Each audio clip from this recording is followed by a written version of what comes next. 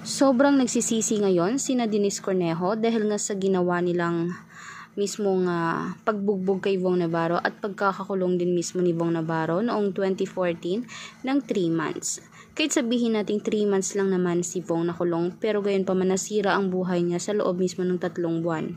Wala siyang kasalanan at bakit naman siya nagbabayad ng mga kasalanan hindi naman niya ginawa. Pinagbintangan lamang siya na frame up at pinagperahan. Pero ngayon, siya na ngayon ang bumabanat dahil alam niyang nasa tamang lugar siya at nasa tamang wisyo siya. At alam niyang hindi niya minumukhang tanga ang mga fans niya at ang mga netizens naniniwala sa kanya. Kaya ngayon, ang buong Showtime family, GMA Kapuso Network at talagang mga senador ay kampi kay Bong Navarro. Kahit naman si Cedric Lee ay isang business owner at talagang mga lawyers pa ang mga kapit nito. Meron ding ibang politika na sumusuporta sa kanya dahil nga mga matatalik niya itong kaibigan.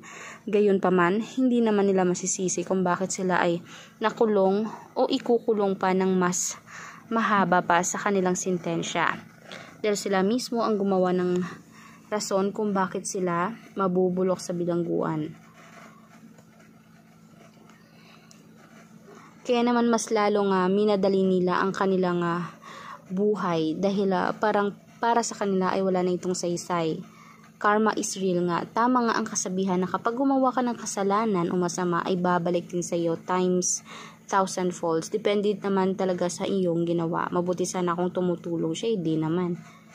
Talagang masama na nga ugali niya, pati yung panlabas na niyo ay masama din. Kaya for more public videos guys, mag-update para sa ating updates, mag-subscribe, i-like at i-share ang ating videos on public. Salamat po.